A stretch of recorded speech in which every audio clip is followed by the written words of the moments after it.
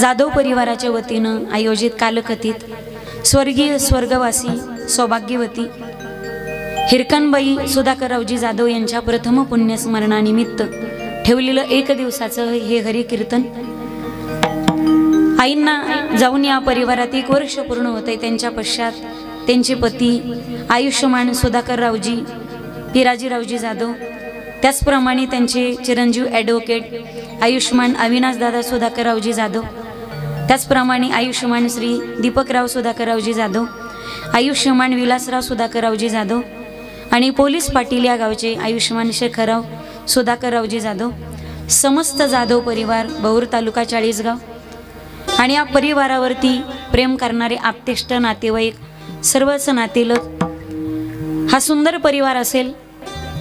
या परिवारामध्ये आईंच्या पश्चात त्यांचे पतिराज असतील, त्यांचे 4ही मुलं असतील, त्यांच्या 4ही सुना असतील, त्यांची नातवंड असतील। सुंदर गोकुळासारखा परिवार असताना 1 वर्षाभरापूर्वी आईसाहेबांचं दुःखद निधन झालं। माईला जाऊन या परिवारात 1 वर्ष पूर्ण होते।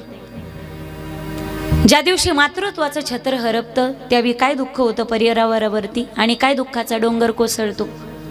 पण या परिवारातील दुःखात, या दुःखातही तुम्ही स्वतःला सावरलं आणि 4ही मुलांनी मिळून आईच्या पश्चात पुण्यस्मरणाला हरिकीर्तनाचं आयोजन केलं। श्रद्धेने केलं जातं त्याला श्राद्ध म्हणतात। पुण्यस्मरण कुण्याही पाप्याचं होत नाही, ज्याचं काहीतरी पुण्य शिल्लक असतं। पुण्यवंत व्हावे घेता सज्जनाची नावे, तिळ तिळ पुण्य साचा पडे, परी हे बहुता जन्मी जोडे, नाम तुझे वाचेशी आतुडे, समागम घडे संताचा। पाप्याच्या दारात कधी टाळ वाजत नाहीत, दरिद्री माणसाच्या दारामध्ये कधी हरी कीर्तन होत नाही। दारात टाळ वाजण्यासाठी, दारात मृदंग वाजण्यासाठी, दारात ज्ञानोबा तुकोबरायचा गजर होण्यासाठी अनेक जन्माची भाग्यवंता घरी भजन पूजन, भाग्यवंता घरी भजन पूजन, भाग्यवंता घरी भजन पूजन, भाग्यवंता घरी भजन पूजन,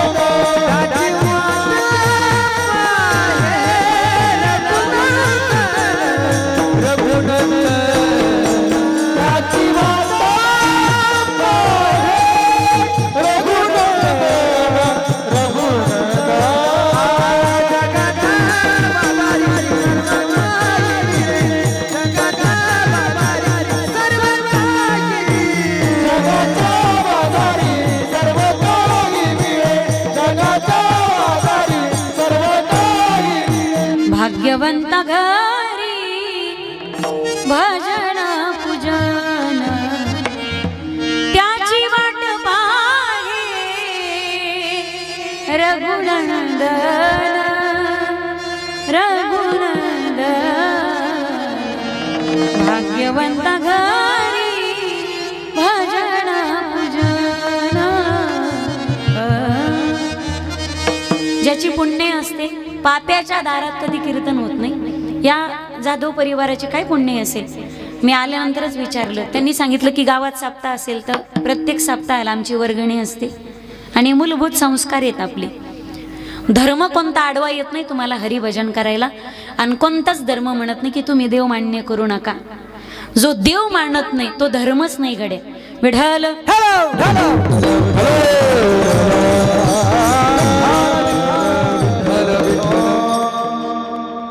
सांगितलं आम्ही बौद्ध असताना सुद्धा आम्हाला हरिकीर्तन ठेवण्याचं, म्हणजे असं काही नाही की हिंदूच असलं तो कीर्तन करू शकतो, हिंदूच आहे म्हणून तो कीर्तन ऐकू शकतो।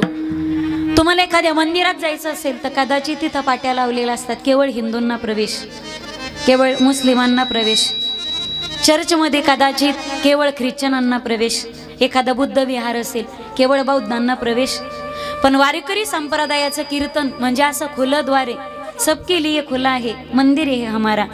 इथं जाती धर्माचं बंधनच नाही तुम्हाला। यारी यारी लहान थोर याती भल त्या नारी नर, इथं कसलंच बंधन नाही। आणि मला विशेष आदर आहे तुमचा की कदाचित हिंदूच्या दारात कीर्तन होईल याच्यामध्ये काहीच वावगं नसतं, पण एखादा बौद्ध बांधवांनी आपल्या दारात आपल्या आईच्या स्मरणानिमित्त हरिकीर्तन ठेवावं।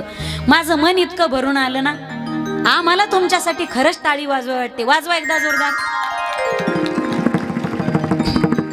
आपल्या आईच्या स्मरणाला त्यांनी हरिकीर्तन ठेवलं एकीकडे माय बापांना न सांभाळणाऱ्या अवलादी कुणीकडे, आणि एकीकडे चारी भावांनी मिळून आपल्या आईच्या पुण्यस्मरणाला एवढ्या सुंदर थाटामाटामध्ये पुण्यस्मरणाचं हरिकीर्तन ठेवलं.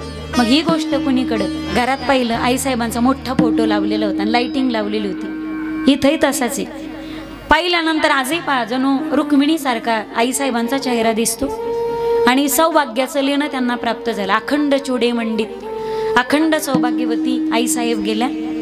जे प्रत्येक स्त्रीचं स्वप्न असतं, प्रत्येक स्त्रीचं स्वप्न असतं की मला आहेवाचं मरण प्राप्त व्हावं. आणि पौष महिन्यामध्ये त्यांचं जाणं झालं आणि याला आहेवाचा महिना म्हटले. पौष महिन्यामध्ये सौभाग्यवतीच्या काही गोष्टींना विशेष प्राधान्य असतं.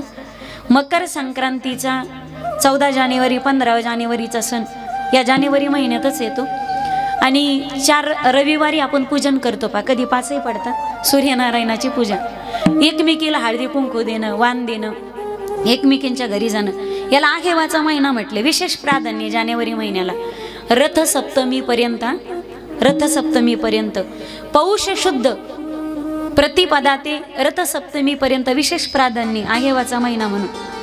आणि त्या पवित्र सौभाग्याच्या पर्व काळावरती आईसाहेबांचं निधन झालं.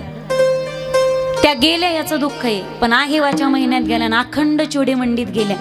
जे प्रत्येक स्त्रीचं स्वप्न असतं, आईसाहेब गेल्या, लेकरू म्हणून तुम्हाला दुःख आहे, पण आईसाहेबांनी सगळं जिंकलं आणि त्यांच्या जीवनामध्ये त्यांनी त्यांचं निश्चित ध्येय गाठलं असं म्हणायला हरकत नाही. विढल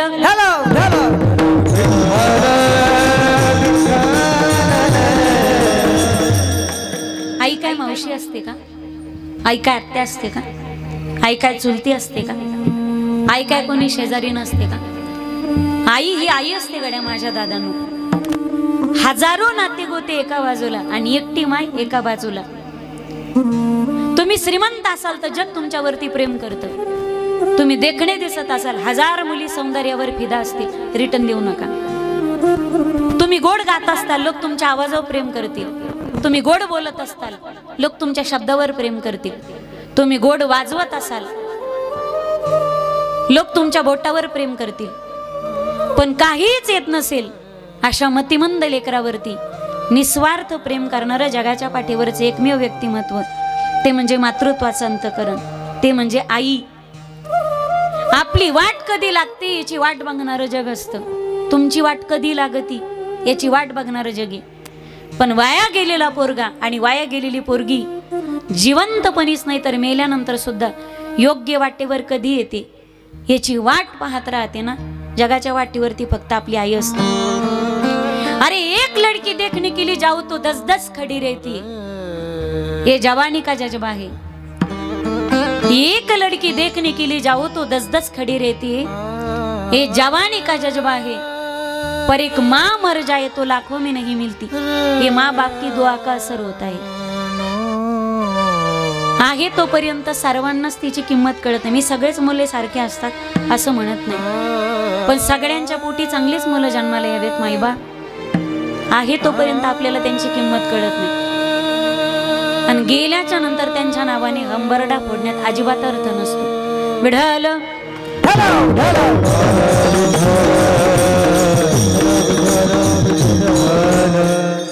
माझ्यासारखे किती कीर्तनकार निर्माण झाले हो. म्हणजे मातृत्व आम्हाला कीर्तनातून मांडता येईल असे किती वक्ते निर्माण झाले, म्हणजे वाक्यातून आई कळेल. किती ग्रंथ निर्माण झाले म्हणून शब्दातून माय मांडता येईल. असे किती तत्ववेत्ते, दार्शनिक, पत्रकार, साप्ताहिक की ज्यांना आई मांडता येईल. पृथ्वीचा कागद केला, समुद्राची शाई केली, मेरू पर्वताची लेखणी केली आणि प्रत्यक्ष शारदा सरस्वती मातृत्व लिहायला बसवली. सरस्वतीची लेखणी थांबेल. समुद्रापेक्षा सखोल आणि आकाशापेक्षा विस्तीर्ण असलेल्या जगाच्या पाठीवरती मातृत्व आणि पितृत्व आहे तोपर्यंत किंमत कळत नाही. एकदा ढगाड गेलेला सूर्य पुन्हा दिसू शकतो, पण मातीआड गेलेले माईबाप पुन्हा नाही दिसू शकत. अरे यो कौन सी चीज है जो यहाँ पर नहीं मिलती. सब कुछ मिलता है पर माँ बाप की कमी पैसों से बाजार में कभी खरीद कर नहीं मिलती. कातडीचे जोडे त्यांच्या पायामध्ये घातले तरी उपकार मातृत्वाचे कधी फिटू शकत नाहीत. आ म्हणजे आत्मा आणि ई म्हणजे ईश्वर.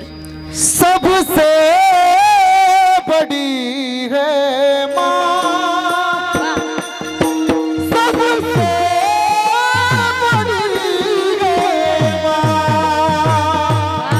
सबसे बड़ी है माँ, सबसे बड़ी है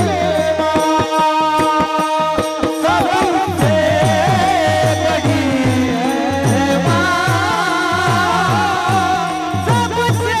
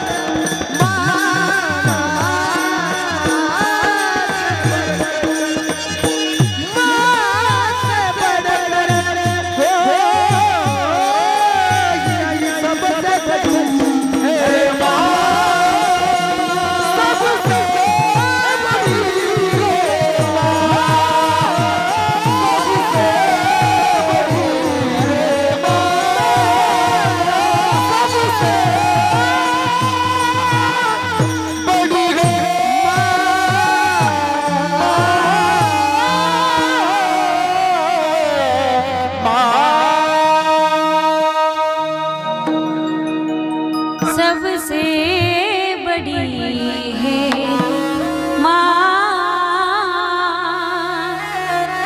आई हा शब्द नाही, ताई हा मंत्र आहे. म्हणून तर माणसाला तो शिकवावा लागत नाही. जन्माला आल्याबरोबर 7व्या महिन्यात 6व्या महिन्यामध्ये लेकरू बरोबर आई म्हणतं. आई हा शब्द नाही मायबाप, आई हा मंत्र आहे. जन्माला आलेलं गाईचं वासरू सुद्धा हंबा असं म्हणतं. मा या वासराला सुद्धा शिकवावं लागत नाही, कारण मा आई माय हा एक मंत्र आहे. आईला कधी कमी समजू नका, आईच्या पदरालाही कधी कमी समजू नका. आईच्या पदरात किती ताकद असते मायबाप. अरे उन्हात लेकरू असेल तर तो पदर त्या लेकरासाठी सावली झाला. पावसाळ्यात लेकरू चाललं तर पावसापासून बचावासाठी आईचा पदर छत्री झाला. तोंड पुसत असताना आईचा पदर, हात पुसत असताना आईचा पदर लेकरासाठी रुमाल झाला. आणि रात्री तिच्या कुशीत झोपत असताना आईचा पदर सोन्याची चादर झाला, सोन्याचं पांघरून झाला. आईच्या पदराला आणि आईला कधी कमी समजू नका. बऱ्याचदा आम्ही मोठं झालो ना तर सहज आमच्या तोंडातून शब्द जातात, आई तुला काही कळत नाही ग. तेव्हा आपण मोठे झालेलो असतो ना. खरंच कळत नाही रे दादा तिला. तिला कळालं असतं तर रात्र रात्र लहानपणी तुझ्यासाठी कधी जागलीच नसती ना. तिला खरंच कळालं असतं तर रुपाय रुपाय जोडून वडिलांच्या चोरून तुला सहलीला जायचं होतं म्हणून स्वतः ठिगळ लावलेली साडी घालून चोरून तुझी फीस तिने कधी भरलीच नसती. तिला खरंच कळालं असतं तर केवळ तुझ्या सुखासाठी सासरी जाच सहन करून ती सासरी नांदलीच नसती ना. मला असं वाटतं तिला खरंच कळत नाही म्हणून अख्खं आयुष्य ती लेकरासाठी राब राब राबते. एक दिवस असा आला होता, गरीब घरची परिस्थिती सांगते मी. फार जन्माला येताना सोन्याचा चमचा तोंडात घेऊन येणारी त्यांच्याविषयी मी बोलत. थोडा आवाज कमी करा. एक दिवस असा होता, गरिबीची परिस्थिती जर असेल ना, घरात 5 भाकरी होत्या दुरडीमध्ये आणि खाणारी तोंड 7 होती. त्या दिवशी आपल्या लेकराला पोटभर भेटावं म्हणून जिनं पोटाला चिमटा दिला, घाटा घाटा पाणी पिऊन जिने रात्र काढली ना, ती आपली आई होती. तिनं बांधलं घराट, दिला विसावा निवारा, तिनं बांधलं घराट, दिला विसावा निवारा, घेऊन या पंखाखाली भरविला मुखी जारा, गोड रक्ताला लागली लागेच गुला फुटाया, आज घायाळ पक्षीनी जाई पिलाना भेटाया. माया मंदिर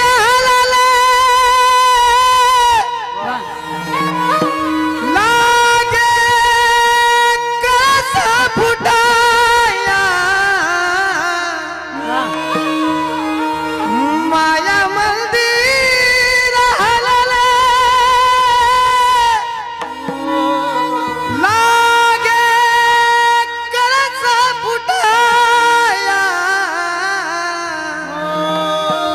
आज घायाळ पक्षीने जाई पिलाना भेटाया, आज घायाळ पक्षीने जाई पिलाना भेटाया, आज घायाळ पक्षी जागी पिलाना भेटाया.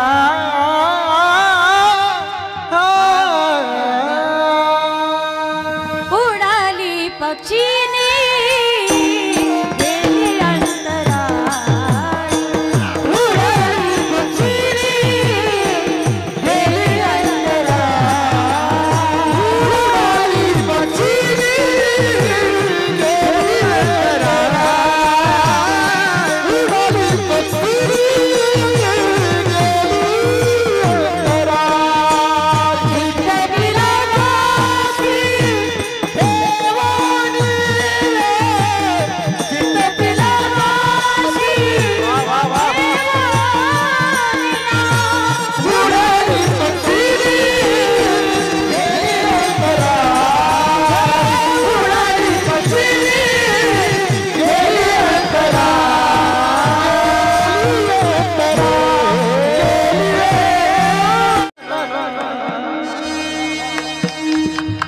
चित्त पिला पाशी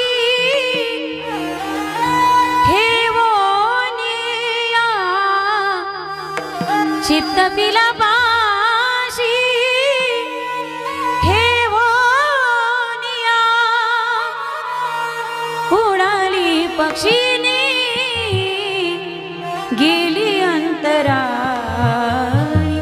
घार हिंडे आकाशी, चित्त तिचे पिलांपाशी. असं म्हणतात की दोरी जळते पण पीळ जळत नाही, माय जाते पण तिचं लेकरासाठीचं प्रेम कधीच संपत नाही. अरे असते तोपर्यंत झुरते आपल्यासाठी आणि गेल्यानंतर आईचा जीव अडकतो तो फक्त तिच्या लेकरांमध्ये, तिच्या पिलांमध्ये. असेपर्यंत खस्ता खाते फक्त आपल्यासाठी. संप्रदायाच्या भाषेमध्ये कोण श्रीमंत आहे? ज्याच्या मस्तकावरती आईचा पदर आहे आणि ज्याच्या खांद्यावरती बापाचा आशीर्वादाचा हात आहे. जगाच्या बाजारात तो व्यक्ती 1 नंबरचा श्रीमंत आहे. आणि जगाच्या बाजारात कोण भिकारी माईबाप, ज्याच्या मस्तकावरचा पदर गेला आणि ज्याच्या खांद्यावरचा आशीर्वादाचा हात गेला. माईबाप प्रत्येकाचे जन्मजोगेला जावेत. काय दुर्दैव असतं आपलं की अर्ध्या रस्त्यामध्ये माईबाप आपली साथ सोडून जातात. असं म्हणतात बालपणामध्ये माणसाची माय मरू नये, तारुण्यात सौभाग्याचा जोडा कधी फुटू नये, कपाळाचं कुंकू डोळ्यात देखत जाऊ नये, आणि म्हातारपणामध्ये पोटचा गोळा डोळे देखत कधी जाऊ नये. हे दुःख सांगणे पलीकडचं असतं गड्या.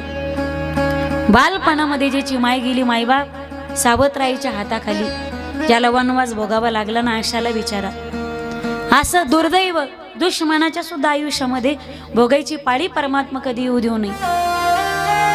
दुसरी तिसरी मध्ये असेल, मॅडमना असा मार दिला, रडत होतं पोरग. शाळा सुटली, घंटा वाजली, पोरानं खालीवर गुंड्या लावलेल्या, केस विस्कटलेले, केस वाढलेले, शर्ट माळलेला, हाफ चड्डी आणि दप्तर उचललं. पूर्वी म्हणजे काय स्कूल बॅग नव्हत्या, तर खताच्या थैल्या असायच्या बा, खताच्या गोण्या, सुफला उज्ज्वला 10-20 दाणेदार. मी पत्नी जरी महाराजाची असली, पोरगी शेतकऱ्याची, मला हे सगळं माहिती. ते धुवून स्वच्छ खत संपल्यानंतर टेलरकडे त्या गोण्या न्यायच्या. कदाचित वकील साहेब तुम्हाला हा काळ भोगावा नसेल लागला. भोगला का तुम्ही? भोगला ना? भोगला तुम्ही काळ तो.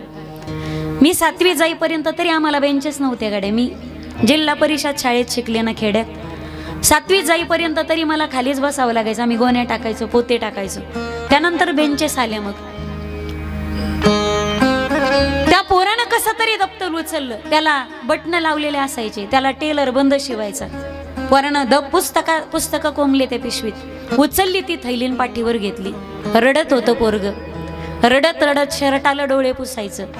आणि रडत रडत मुलगा गेला कुठे? मॅडमना का मारलं होतं माहिती? शर्ट मळालेला होता म्हणून मॅडमना मारलं. गदाड्या, एवढे मळालेले कपडे शाळेत घालून येतोस, उद्या जर असे कळकट कपडे घालून आलास तर दिवसभर तुला अंगठी धरून उभं करील शाळेच्या बाहेर उन्हात, वर्गात घेणार नाही तुला. रडत होतं पोरग. आणि रडत रडत तो मुलगा घरी नाही गेला, स्मशानभूमीत गेला. बरं का वकील साहेब, 10 दिवसापूर्वी त्याची माय स्मशानभूमीमध्ये जाळलेली होती ना. पोरग गेलं स्मशानभूमी, दप्तर खाली टेकवलं आणि लेकराने आईच्या मांडीवर जाऊन बसावं. जाळलेल्या जागी पोरग जाऊन बसलं आणि आईला काय म्हणत होतं माहितीये? आई, तुझी झोप झाली असली तर चल ना ग घरी. 10 दिवस झाले आई तू घरी येत नाहीस ग. तू माझ्यावर रुसली म्हणून तू घरी येत नाहीस का? मी तुझं ऐकत नाही म्हणून तू घरी येत नाहीस का? मी अभ्यास करत नाही म्हणून तू घरी येत नाहीस का? आई, 10 दिवस झाले ग. शेतात गेली तर 5:30ला माझ्यासाठी घरी परत येत होतीस. मामाच्या गावी गेली तर 2 दिवसाशिवाय तू राहिली नाही आई. शेजारच्या काकूंकडे गेली तर आवाज दिला तर परत यायचीस तू माझ्यासाठी. आज 10 दिवस झाले आई, मला तुझी खूप आठवण येते ग. आई, तुला नाही का ग माझी आठवण येत? मी घरच्यांना विचारतो ना आई कुठे गेली. सगळे म्हणतात लाकडाचा पलंग करून तिथं नेऊन झोपी घातली आई. तू त्रास देतोस ना आई. रात्रीच उठतो ग, हुरहुर लागतं मनाला, सगळ्या घरात शोधतो तुला, पण तू कुठंच दिसत नाही आई. मामाच्या गावची आजी आली, आत्या आली, पुण्याची मावशी आली, काकूही घरात, सगळ्या स्त्रिया आहेत ग. पण सगळ्यांच्या गर्दीमध्ये मला तू कुठंच दिसत नाहीस ग. रात्री झोप येत नाही ना, अंधारात भीती वाटते ग. अंगावर घेतो, रात्रभर डोळ्याला डोळा लागत नाही. तुझी आठवण येते नाही, झोपच लागत नाही ग. बघ ना मॅडमनं मला किती मारलं. कोणानं शर्टाच्या गुंड्या काढल्या, शर्ट वरी केला आणि पाठीचे वळ मेलेल्या आईला दाखवत होता. आई बघ ना ग, मॅडमनं किती मारलं मला. का मारलं माहिती? शर्ट माळालेला होता ना म्हणून मार खावा लागला. आणि मॅडम म्हटल्या, गधाड्या, उद्या जर हाच म्हणालेला शर्ट घालून आलास तर तुला वर्गात घेणार नाही. आई बघ ना ग, मॅडमनं किती मारलं. तू नव्हतीस ना म्हणून मार खावा लागला. आता तू आलीस ना, उद्यापासून मॅडमचा मार नाही खावा लागणार मला. आई 10 दिवस झाले आई, मला प्रेमाने कोणी आंघोळ नाही घातली ग. 10 दिवस झाले आई प्रेमाचा घास कोणी नाही भरवला ग तोंडात. 10 दिवस झाले आई मला कुशीत घेऊन कोणी झोपी घातलं नाही ग. 10 दिवस झाले आई माझे कपडे कोणी स्वच्छ नाही ग धुतले. आई चल ना घरी, मला तुझी गरज आहे, तुझ्या लेकराला तुझी गरज आहे. आई चल ना ग घरी. इथं माझ्या जेवढ्या माता भगिनी बसले, विनंती असेल माझ्या ताईंनो, उभे आयुष्यात त्रास सगळ्यांनाच असतो. घर प्रपंच असलं तिथं भांडणं सगळ्यांचीच होतात. विनंती असेल माझी तुम्हाला, सासू फार सासूरवास करते, नवरा फार घालून पाडून बोलतो, राग येतो तुम्हाला कधी कधी, दिवस दिवस तुम्ही जेवत नाही, बरोबर आहे ना. बऱ्याच जणी घासलेटच्या डब्यापर्यंत जातात, हातात घेतात, पण विचार येतो आपलं लेकरू घरी. बऱ्याचदा असं वाटतं शेतात जावं, विहिरीत उडी टाकावी आणि आयुष्य संपवावं. बऱ्याचदा असं वाटतं विषाचा डबा ना फवारणीचा. असं वाटतं की घाटा घाटा पिऊन घ्यावं, क्षणात आयुष्य संपवून टाकावं. माझी विनंती असेल तुम्हाला, राग प्रत्येकाला येतो, त्रास प्रत्येकाला होतो. क्षणाचा राग डोक्यात घेऊन तो राग तुम्ही तुमच्या जीवावर कधी काढू नका. क्षणाचा राग असतो. कोणी घासलेट ओतून घेतं, कोणी पॉइझन घेतं, कोणी फाशी घेतं, कोणी विहिरीत नदीत उडी टाकतं. विनंती असेल माझी तुम्हाला, क्षणाचा राग आहे. वाटलं तर एकांतात जा, ढासा ढासा रडा, मोठ्याने हंबरडा फोडा. राग आला तर 2 दिवस माहेरी रुसून निघून जा, राग निघून जातो का. पण तो राग तुम्ही अंगावर घेऊन जर फाशी घेत असाल, आत्महत्येचा प्रयत्न करत असाल, तुम्ही गेल्याच्या नंतर यांचं काही वाईट होत नाही, जीव तुमचा जातो आणि 2 गोष्टी घडतात. यांचं काय घेऊन बसले तुम्ही, हे 6 महिन्यात दुसरी आणायला बसले, याचं काय घेऊन बसले तुम्ही. तुम्ही गेल्याच्या नंतर 2च गोष्टी घडतात, माय बापाला लेक राहत नाही आणि लेकराला माय राहत नाही. आई सारखं प्रेम, आई सारखं मातृत्व जगाच्या पाठीवर कोणीच देऊ शकत नाही. माय बाप बाकीचे आई सारखे होऊ शकतात, मात्र आई होण्याची ताकद बाकी कुणात नसते. बास, आई ही आईच असते. माय बाप आईची तुलना जगातल्या कोणत्याच पात्रासोबत केला जाऊ शकत नाही. निस्वार्थ प्रेम जगाच्या पाठीवरती फक्त जिचं असतं तिला आई म्हटलं जातं. विढल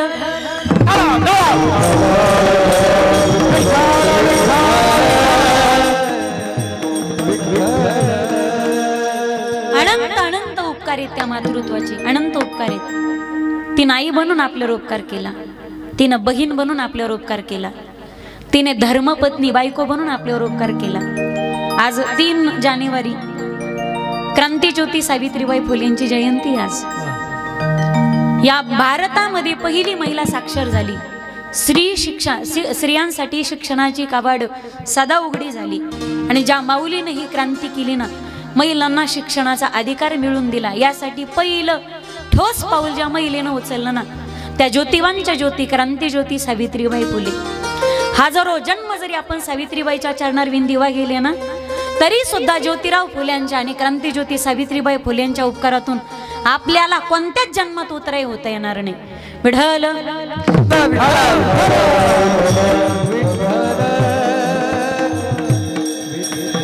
स्त्रीत्वाचे किती उपकार आहेत.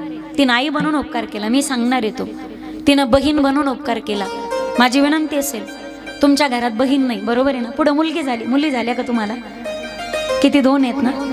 मागच्या कुळात पुण्य कमी पडली तुमची, मागच्या पिढीत पुण्य कमी पडली आणि त्याची सगळी कमतरता पुढच्या पिढीत भरून निघली. तुमच्या चौघामध्ये 2 मुली आहेत, बरोबर आहे ना, चौघात 2 पोरी आहेत. जीव लावा त्यांना, म्हणजे जीव असणारच आहे. ज्यांच्या घरात मुलगी असते ते भाग्यवान असतात. दादांनो, लेकी बाळीचा आशीर्वाद घेतला पाहिजे गडे. लेकी बाळीला देणं हे प्रत्येकाचं कर्तव्य, पण तिनं भावाच्या इस्टेटीमध्ये स्वतःचा हिस्सा मागणं हे मात्र शास्त्रालाही धरून नाही. आयुष्यभराचा भाऊ तुटल्या जातो. माझी विनंती असेल पुरुष बांधवांना, तुमची पोरगी मोठी झाली म्हणून तुम्ही तुमच्या बहिणीला विसरू नका. एकदा लग्न केलं आणि 4-5 धोंडे घातले तुम्ही, अधिक मास, त्याच्या पलीकडे काय दिलं तुम्ही तुमच्या बहिणीला. तिला प्रत्येक सणाला तिची पुरवणी करणं, तिला चोळी बांगडीसाठी पुरवणी करणं, तिला साडी चोळी घेणं हे प्रत्येक भावाचं कर्तव्य आणि प्रत्येक सणाला साडी मागायचा अधिकार बहिणीला असतो. तुमची पोरगी मोठी झाली म्हणून तुम्ही तुमच्या बहिणीला कधी विसरू नका. आणि विनंती असेल माझ्या सगळ्या भगिनींना, केवळ 10-5 लाखासाठी आपल्या रक्ताचा भाऊ आयुष्यातून कधी तोडू नका. पैसा भेटतो तुम्हाला, पण नातं आयुष्यभरासाठी तुटले जातं. जी बहीण भावाला हिस्सा मागते, पुन्हा भावाच्या दारात जाण्यासाठी माहेरचा उंबरा ओलांडण्यासाठी त्या बहिणीला कधीच नाकार राहत नाही. म्हणून माहेरी गेल्याच्या नंतर भावाने प्रेम करावं, आपल्या भाऊजाईंनी प्रेम करावं आणि माहेर पण 4 दिवसासाठी भोगता यावं असं ज्या स्त्रीला वाटतं त्या स्त्रीनं उभ्या आयुष्यात आपल्या भावाच्या इष्टाची मागणी करायची.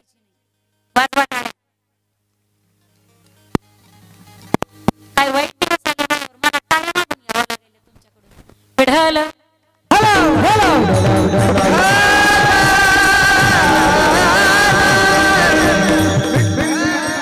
बहिणीचा आशीर्वाद घ्या दादांनो.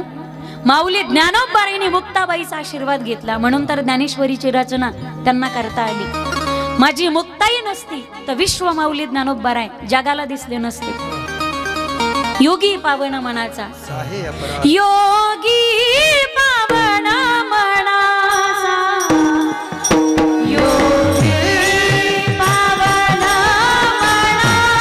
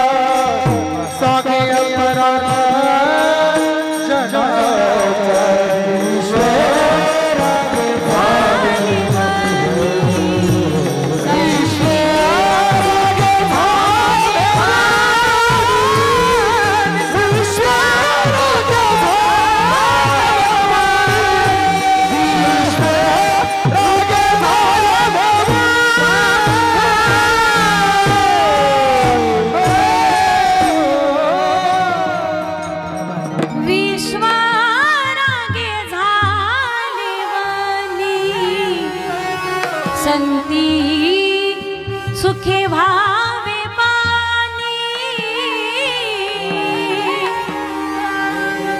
संन्याशाची कार्टी म्हणून गावाच्या बाहेर हाकललं. देहांत प्रायश्चित्तानंतर या 4 भावंडा एकमेकांची माय व्हावं लागलं. निवृत्तीनाथ सगळ्या लेकरांचा आई बनून सांभाळ करतात. छोटीशी मुक्ताई मोठाल्या भावांची आई झाली. माऊली ज्ञानोबा आणि सोपान काका आळंदीत भिक्षाटनासाठी गेली, पण लोकांनी दारात उभं नाही केलं. आणि आज माऊलींची पारखी दारातून जावी याच्यासाठी लोकांचा अट्टहास आहे. असताना इंद्रायणीला स्पर्श करू दिला नाही का इंद्रायणी पाटील. आणि आज माऊलींच्या समाधीला पंचामृताने स्नानी.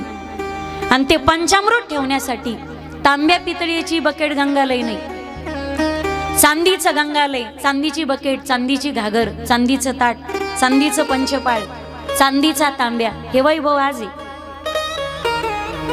असताना दारात उभं केलं ना. आज माऊलीची पालखी दारातून जावी, नुसती दारातून नाही जावी. त्या पालखीला बैलजोड कोणाची लावावी याच्यासाठी लिलाव होतो, आणि ज्याचा लिलावात नंबर येतो त्याची बैलांसहित मिरवणूक निघते दारातून. असताना माऊलीला ज्यावेळी शुद्धीपत्र घ्यायचं होतं, प्रतिष्ठान क्षेत्राला पैठणला यायचं होतं, पायी पायी वनवन करत यावं लागलं. कोणी लाकडाची बैलगाडी सुद्धा माऊलीनं दिली नाही. पायाला वडाची पानं बांधली, का पाय भाजत होते ना, वडाची पानं पायाला बांधली आणि वनवन करत आळंदी ते पैठण असा प्रवास केला. आणि आज माझी माऊली ज्यावेळी आळंदीहून पंढरीला निघते, केवढं वैभव आहे माऊलीचं. चांदीचा रथ आहे, चांदीची पालखी, चांदीच्या पादुका आहेत आणि हत्तीसारखी बैलजोड त्या रथाला असते. आज केवढं मोठं वैभव आहे.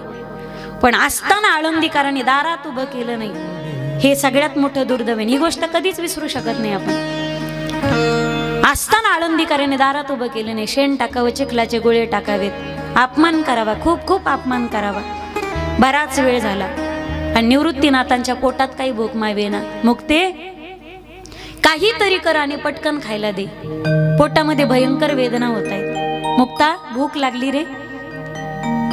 तवी मुक्ता म्हणते, गुरुदादा अजून ज्ञान दादा आला नाही ना, मला असं वाटतंय आळंदीत काय आगटीत तर नसेल ना घडलं, माझा दादा काय येत नाही अजून, थोडा वेळ थांब, मी तुला करून खाऊ घालते. सोपान काकाला म्हणताय, सोपानाला भूक लागली, छोटासा सोपान होता ना. बराच वेळ झाला पण ज्ञानदादा निवृत्तीनाथ काही येत नाही. सोपान काका म्हणतायत, मुक्ताई आता वेदना सहन होत नाही, काहीतरी करून खाऊ घाल. मुक्ताई आपली आई जर असती ना तर मला एवढा वेळ ना उपाशी राहूच दिलं नसतं. आपली आई असती तर काहीतरी शिजून मला करून खाऊच घातलं असतं. त्यावेळी चिमुरड्या मुक्ताईच्या डोळ्यातून गळगळ अश्रू वाहू लागली. सोपान काका, अरे आपली आई जर जिवंत असती ना तर माझ्यावरती तुमच्या तिघांची आई होण्याची वेळ आलीच नसती ना. आपली आई नाही म्हणून तर मला तुमच्या तिघांची आई व्हावं लागलं. येण्यासाठी वेळ होता पण सोपानाच्या पोटात भूक मावत नव्हती. सोपाना, आपण छोटासा खेळ खेळूयात, म्हणजे तुझी भूकही शमेल आणि यायला जर वेळ लागला तर भूक तुला त्रास देणार नाही. भांडी कुंडी खेळू लागली. मातीची चूल, त्याच्यावरती मातीचे छोटे छोटे भांडे मांडले. त्याचं खेळण्यामध्ये मन लागे ना, आपण खेळायचं नेमकं काय. मुक्ताई म्हणते चूल पेटवते आणि त्याच्यात काहीतरी शिजवते, आता भांड मांडते. सोपान काका म्हणतात, मुक्ते शिजवायलाच काही नाही, चुलीवर काय शिजवते आता. तरी छोटीशी मुक्ताई म्हणू लागली, सोपाना तुला भूक लागली ना, आपण तुझी भूक चुलीवर मांडन, तुझी भूक शिजवू. जोपर्यंत भूक शिजेल ना तोपर्यंत ज्ञानदाता काहीतरी शेदा घेऊन ये. जगाच्या विश्वाच्या माऊलीच्या भगिनीने आणि आदिशक्ती मुक्ताईने चूल केली. माईबा मातीची चूल होती, चुलीत काड्या कोड्या टाकल्या, जाळ लावला, त्याच्यावरती मातीचं छोटासा असं भांड मांडलं आणि त्यात शिजवायला घेतली. सोपान काकाची भूक शिजवत होती आणि इकडे सोपान काकाच्या पोटात भूक मावत नव्हती. थोड्या वेळाने ज्ञानदादा आले. मुक्ते काय करते? दादा मी खेळमांडी खेळतोय. पण खेळात नेमकं काय चाललंय? दादा मी शिजवते. काय शिजवते? मी सोपानाची भूक शिजवते चुलीवर. ज्ञानदादाच्या डोळ्यात अश्रू आले. मुक्ते आज आळंदीकरांनी भिक्षा नाही दिली. एक वेळ अशी होती माईबाप, जगाचे जे नाच झाले, विश्वाची माऊली झाली, पण त्या माऊलीला एक काळ असा होता की दिवस दिवस अन्न मिळालं नाही, उपाशी पोटी दिवस काढावे लागले. आज ज्ञानेश्वरी आपण वाचताना आपल्याला पंक्ती असतात 3 टाइम, पण माऊली ज्ञानोबारायांना मात्र ती उपाशी पोटी लिहावी लागली. ही ज्ञानेश्वरी पाठीमागची सगळ्यात मोठी कथा आहे. त्यांना उपाशी पोटी सांगावी लागली, उपाशी पोटी लिहावी लागली. एकदा मांडे खाण्याची इच्छा झाली, पण आळंदीकरांनी मांडे खाण्यासाठी खापर सुद्धा भेटू दिलं नाही. विसोबा खेचराने मनी मनी केली, त्याच्या ठिकऱ्या केल्या. संन्याशाच्या कार्ट्याला कशाला पुरणाच्या पोळ्या, कशाला मांडे खावेशी वाटतात. आणि मांडे जो हा पदार्थ आहे ना, भारतात तुम्ही सगळीकडे फिरा, पण खानदेशात मांडे करण्याची जी कला आदिशक्ती मुक्ताईने समर्पित केली ना, सद्गुरु जोग महाराज शताब्दीला कितीतरी मांडे आले होते, 5000 बरोबर आहे ना, जास्त मांडे आलते ना. सद्गुरु जोग महाराज यांच्या शताब्दीला जेवढे मांडे आले होते, जेवढ्या भाविक भक्तांना पुरेले एवढे मांडे आलते, ते सगळे मांडे खानदेशाचे होते बरं. आदिशक्ती मुक्ताई खानदेशात आणि ती कला फक्त मुक्ताईनं खानदेशाला समर्पित केली. ठिकऱ्या ठिकऱ्या केल्या त्या खापराच्या. आता मांडे तर खायची इच्छा झाली, भाजाव्या कशावरती. माऊली ज्ञानोबाऱ्यांनी जठराग्नी प्रदीप्त केला आणि माऊलींची पाठ योगी योगी होते ना, पाठ लालबुंद झाली तव्यासारखी तापली. मुक्ताईने मांडे थापावेत आणि त्या पाठीवरती ते मांडे टाकावेत. मांड भाजलं की खाली घ्यावं. ज्यावेळी मांडे ताटात पडले ना, मांडे भाजून झाले, त्यावेळी मुक्ताईनं ज्ञानदादाला विचारलं. मुक्ताईच्या डोळ्यातून गळगळ गळगळ अश्रू वाहू लागले. ज्ञानदादा, तुला फार वेदना झाल्या असतील ना रे. तुझी पाठ तव्यासारखी लाल झाली आणि तवा नाही भेटला, खापर नाही भेटलं, म्हणून पाठीवर मांडे भाजवावे लागले. मला तुमच्या समोर बहीण सांगायची. मी काय सांगते लक्षात घ्या माझा मुद्दा. ज्ञानदादा, तुला फार वेदना झाल्या असतील ना रे. नाही मुक्ते, अरे दादा तुझी पाठ तव्यासारखी लाल झाली होती, तुला वेदना झाल्या असतील ना, तुला चटके बसलेले असतील ना. नाही मुक्ते, मला पाठ लाल झाली याचं काहीच वाटलं नाही, वेदनाही झाल्या असतील. पण मुक्ते मला का वेदना झाल्या नाही माहिती. ज्यावेळी तुझ्या मऊ मऊ मायेचा स्पर्श, तुझ्या हाताचा स्पर्श ज्यावेळी माझ्या पाठीला झाला ना, त्यावेळी माझ्या वेदना कुठच्या कुठे पळाल्या, माझं मलाही कळालं नाही. विश्वाची माऊली आणि त्या माऊलीची आई सुद्धा होण्याचं सामर्थ्य एका आदिशक्तीत आहे. आद्यत्रय जननी देवांची आदिशक्ती मुक्ताबाई दासी जणी लागे पायी. माऊलींनी आशीर्वाद घेतला मुक्ताईचा. जगाच्या माऊलीला सुद्धा आशीर्वाद बहिणीचाच घ्यावा लागला. दादांनो, विनंती असेल, केवळ आई वडील गेल्याच्या नंतर तिचं सगळं संपत नाही. आई वडील गेल्याच्या नंतर सगळं संपत नसतं. घरात जर भाऊ असेल मोठा, तर आई वडिलांनंतर तो आपल्या बहिणीसाठी बापही होतो, बापाच्या जागी असतो. आणि माझ्या दादांनो, ज्यावेळी आपली आई जाते ना, हक्काचा पदर नष्ट होतो माणसाचा, त्यावेळी ती बहीण भावाची माय होते, त्यावेळी ती पोरगी बापाची सुद्धा माय होते, बापाची सुद्धा माय होते. हक्काचा पदर नष्ट होतो, त्यावेळी ती बहीण स्वतःचा पदर डोळे पुसण्यासाठी समोर करत असते. हे बहिणीचे जगामध्ये न फिटणारे उपकार आहेत. विढल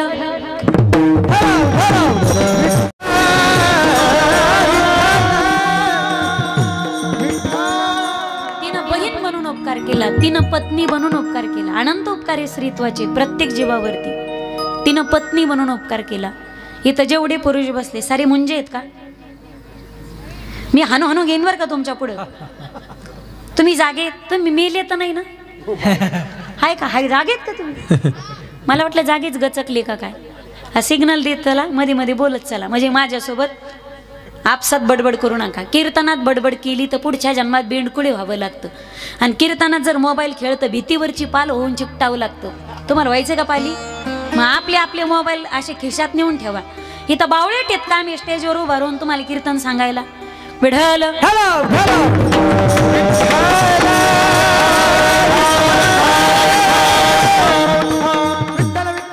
घरात पतीने जर चहा मागितला पत्नीला, सकाळी त्याने घेतलेलं असेल ना, आता पत्नी पहिल्यांदाच घेत असेल, आणि घरातलं जर दूध संपलं तर स्वतःला घ्यायचा आहे तो चहा ती आधी नवऱ्याला देते. बरोबर आहे ना?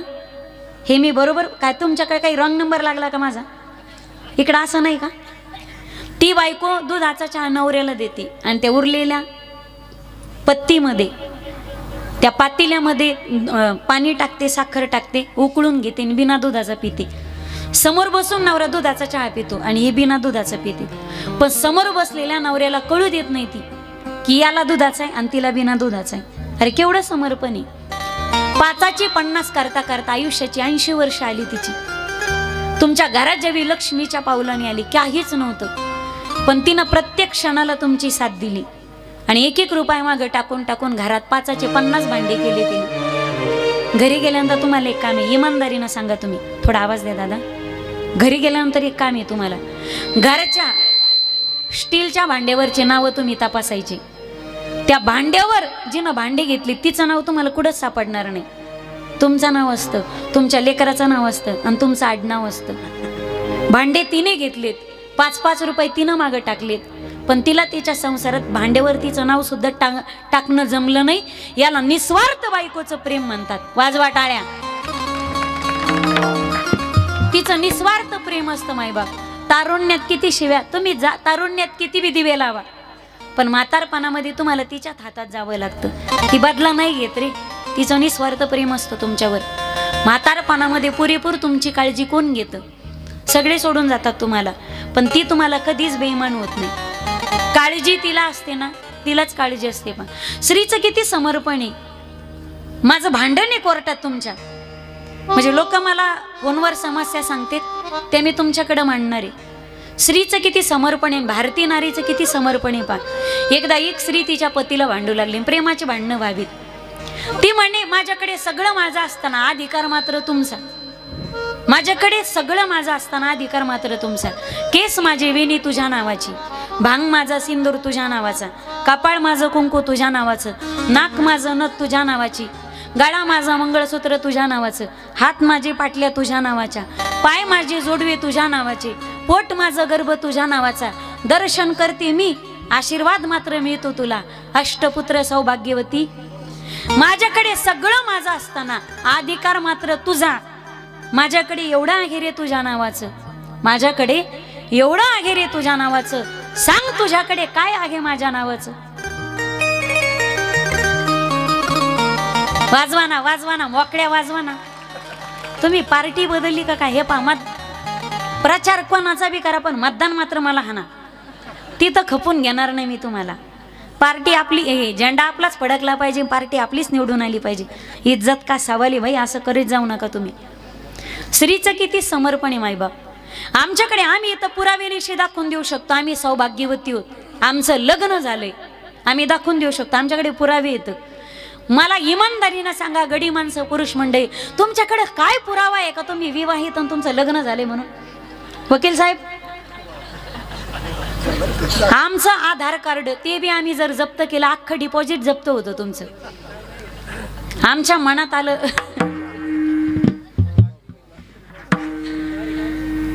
स्त्रीचं इतकं सामर्थ्य मायबाप, भारतीय स्त्रीचं इतकं समर्पण आहे तिच्या घरादारासाठी, तिच्या संसारासाठी. स्त्री तिच्या सर्वस्वाचं समर्पण करते. प्रत्येक पुरुषाला वाटतं की स्त्रीने माझ्या घराला तिचं घर समजावं, माझ्या आईला तिची आई समजावं, माझ्या भावाला तिचा भाऊ समजावं, माझ्या बहिणीवर तिनं बहिणीसारखं प्रेम करावं, माझ्या घराचं तिने स्वर्ग करावं, अशी प्रत्येक पुरुषाची इच्छा असते. वकील साहेब, माझा प्रश्न आहे तुम्हाला. म्हणजे ती म्हणते हाय का आता, म्हणजे अवघडच झालं राव. माझा प्रश्न आहे तुम्हाला. आयुष्यभर स्त्री पुरुषाच्या प्रत्येक अपेक्षा स्त्रीकडून असतात. त्या बायकोने माझ्या घराचं स्वर्ग करावं, ती सासरला तिचं समजून बसते, पण आयुष्यभर प्रत्येक जावई सासरवडीला त्याचं घर कधी समजित नाही. याचं काय करायचं आपण? विढल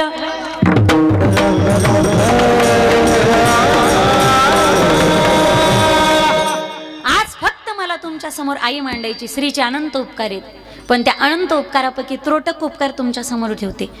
या विश्वाच्या पाठीवरती ओळख नसताना तिनं स्वतःच्या गर्भात आपल्याला जागा दिली. हा मातृत्वाचा इथं बसलेल्या प्रत्येक जीवावरती पहिला उपकार आहे.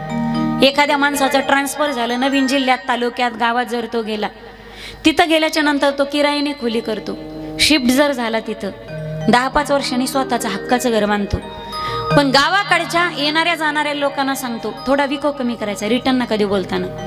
रामभाऊ शांभाऊ, अमक्या अमक्या गावात आलो, तालुक्यात आलो, पाय ठेवायला जागा नव्हती हो, पण अण्णासारखी, तात्यासारखी, दादासारखी देव माणसं भेटली ज्यांनी मला या गावामध्ये पाय ठेवायला जागा दिली. अरे ज्याने भाडोत्री खोली दिली त्याला आपण देव माणूस म्हणतो. ऐका, वाक्य तोला मोलाचं बोलते. ज्याने किरायाने खोली दिली त्याला आपण देव माणूस म्हणतो. जिनं ओळख नसताना स्वतःच्या गर्भात आपल्याला पहिला पाऊल ठेवायला जागा दिली ती आई आपल्याला देव नाही तर देवापेक्षा सुद्धा श्रेष्ठ आहे. हा प्रत्येक मातृत्वाचा जगावरती पहिला उपकार आहे. आईचा दुसरा उपकार, जिनं ओळख नसताना विश्वाच्या पाठीवरती तुम्हाला मला पहिला रक्ताचा थेंब दान केला. थापदेजामध्ये आपण रक्तदान करतो, याच्यामध्ये तफावत असते. आपण त्याला रक्त देतो ज्याचा आणि आपला ब्लड ग्रुप मॅच झाला. कारण विज्ञान सांगतं रक्ताचे 4 गट आहेत. रक्तगट जुळला तर रक्त जमतं. रक्ताचे 4 गट आहेत, ए गट, बी गट, ए बी गट आणि ओ गट. एला एचं चालतं, ओचं चालतं, बीला बीचं चालतं, ओचं चालतं, ए बीला एचं चालतं, बीचं चालतं, ए बीचं चालतं आणि ओचंही चालतं. ई बीला सगळ्यांचं चालतं, मला सगळ्यांचं रक्त चालतं, मी ई बी पॉझिटिव्ह आहे. ओला दाता म्हटले, ओचं सगळ्यांना चालतं, ओ वाल्याला मात्र ओचच रक्त चालतं. रक्तगट जुळला नाही तर रक्त जमत नाही, हे विज्ञान आहे. पण आईच्या गर्भात असताना नंतर ब्लड ग्रुप टेस्ट केला जातो का? बऱ्याचदा आईचा आणि बाळाचा ब्लड ग्रुप वेगळा वेगळा असतो. रक्त जुळलं नाही तर, रक्तगट जुळला नाही तर रक्त जमत नाही, हे विज्ञान आहे. आईच्या गर्भात असताना रक्तगट वेगळा असताना तरी सुद्धा विज्ञानाच्या पुढे जाऊन चमत्कार आहे की रक्तगट वेगळा असताना सुद्धा आईचं रक्त पोटात असताना बाळाला चालतं. हे आतापर्यंत विज्ञानाला सुद्धा न उलगडलेलं कोड आहे. प्रत्येक जीवावरती आईचा दुसरा उपकार आहे. घडलं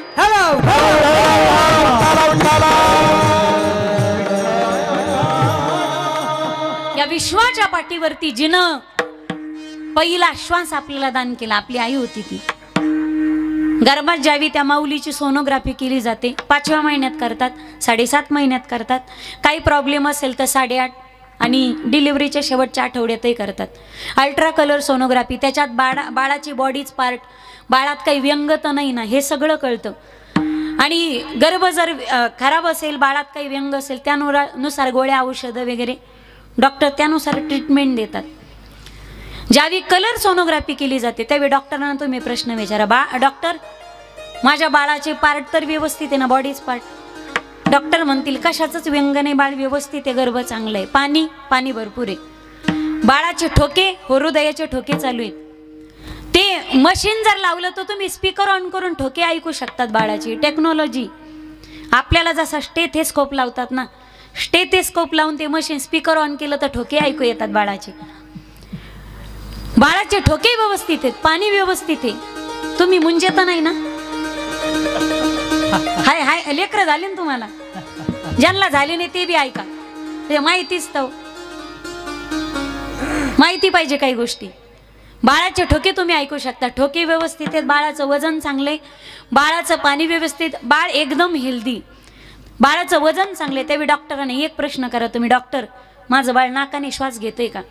त्यावेळी डॉक्टर सांगतील बाळ जिवंत आहे, वजन चांगलं आहे, बाळ हेल्दी, पाणी भरपूर आहे, पण तुमच्या बाळाच्या नाकाचा श्वास मात्र बंद आहे. नाक दाबलं तर श्वास बंद होतो, श्वास बंद झाला तर माणूस मरतो, हे विज्ञान आहे. आईच्या गर्भात असताना श्वास बंद असताना बाळ जगतंय, कोणाची करणी, कोणाचा उपकार आहे? ज्यावेळी ती माई माऊली प्रसूत होते, बाळ तिच्या पोटातून बाहेर येतं, त्यावेळी बाळाचं नाहीचं एक कनेक्शन असतं. त्याला काय म्हणतात? काय म्हणतात त्याला? मी हनहनू घेईन तुमच्या पुढं. त्या कनेक्शनला काय म्हणतात वकील साहेब? नाळ म्हणतात. ती नाळ तोपर्यंत कट करत नाही जोपर्यंत बाळ रडत नाही, आणि नाही रडलं तर त्याला रडवायचे प्रयत्न करतात. कारण जोपर्यंत बाळ रडत नाही त्याचा फुफ्फुसातून असं कोरं करकरीत असतं, चिकटलेलं असतं. ज्यावेळी बाळ रडतं त्यावेळी पंपिंग होते, फुफ्फुसाची उघडजाप चालू होती, incoming out going, incoming out going. त्यावेळी बाळ स्वतःच्या नाकातोंडाने श्वास घेऊ लागतं, आणि ज्यावेळी बाळ स्वतः श्वास घेऊ लागतं त्यावेळी आईचं आणि बाळाचं कनेक्शन कट करतात. सोपं सांगू का तुम्हाला? जोपर्यंत MACBची लाईट येत नाही तोपर्यंत जनरेटरची लाईट हाफ करायची नाही. कळालं ना? मिळालं?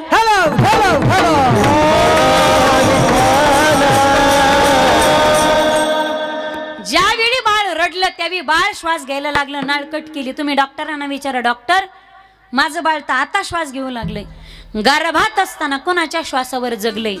त्यावेळी डॉक्टर सांगतील आई साहेब तुम्ही श्वास घेत होतात गर्भवती असताना, ज्यावेळी बाळ पोटात होतं तुम्ही श्वास घेत असताना अर्धा श्वास तुम्ही तुमच्यासाठी घेत होतात, आणि अर्धा श्वास नाळेद्वारे तुम्ही तुमच्या लेकराला पोचता करत होतात. जिनं गर्भात असताना लेकरासाठी अर्धा श्वासही दान केला, या विश्वाच्या पाठीवरती मातृत्वाचा प्रत्येक जीवावरती तिसरा उपकार आहे. मिळालं?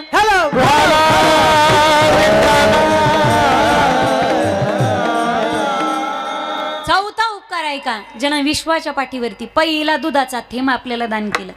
आपली आई होती ती 5000च्या सॅरेलॅकच्या डब्याला आईच्या दुधाची सर कधीच येणार नाही. आईचं दूध दूध नसतं तर तान्ह्या लेकरासाठी ते अमृत असतं, आणि आईच्या दुधाने इम्युनिटी पॉवर, प्रतिकारक क्षमता वाढते. आईचं दूध पिलेले लेकरं वेगळेच असतात पा, आणि डब्याचं पाणी, डब्याचं दूध करून पेलेले, पावडरचं दूध करून पेलेले लेकरं वेगळेच असतात. कधी कधी पहा तुम्ही आईच्या दुधाचा एवढा चमत्कार आणि एवढा इफेक्ट आहे. बऱ्याचदा माणसाच्या वागणुकीत बदल झाला, तो लोक म्हणतात हे लहानपणी कोणाला पेलं होतं रे, हे आईला पेलं होतं का, हे म्हशीला पेलं होतं, टोनगा असं वागत आहे कसं आहे. एवढा दुधाचा परिणाम असतो पा. म्हणजे एक आईला प्या नाही तर गाईला प्या. आईचं दूध दूध नाही, आईचं दूध अमृत असतं. आईचं दूध अंगात खेळतच सळसळच करीत. पहा तुम्ही एखाद्या वेळेस गल्लीतला एखादा शेजारी तुमच्या नावाने जर शिवे देत असन आणि तुमच्या नावाने शिवे देत असाल, तुम्ही ताटावर जेवत असाल, इमानदारीनं सांगा तुम्ही जेवत्या ताटावून उठत नाहीत का? गल्लीत जातात आणि त्या शेजाऱ्याला भांडतात, ई बाहेर कोण रे तो, माझं नाव घेत होता, तुला दाखवू का माझ्या माईच्या दुधाची? आईचं दूध अंगात खेळत सळसळच करीत होती. आईनं नुसतं दूध नाही दिलं, आईनं दुधातलं कॅल्शियम सुद्धा दिलं, स्वतःच्या हाडातलं कॅल्शियम दूध बनवण्यासाठी दिलं. म्हणून आपल्या शरीरातली हाडं आईच्या दुधातल्या कॅल्शियम पासून दष्ट आणि पुष्ट झालेली आहेत. सांगू आईच्या दुधाची ताकद आणि आईच्या कॅल्शियमची ताकद. माणूस मेल्याच्या नंतर त्याला जाळलं जातं आणि त्याला जाळल्याच्या नंतर त्याचं सगळं जळतं. केस जळतात, सुंदर चेहरा जळतो, डिफेन्स त्वचा जळते, त्याचे बॉडीज पार्ट सगळे जळून जातात. त्याला सावडायला गेल्यावर राखेत एकच गोष्ट सापडते, ती म्हणजे त्याची हाडं. सांगू आईच्या दुधाचा चमत्कार.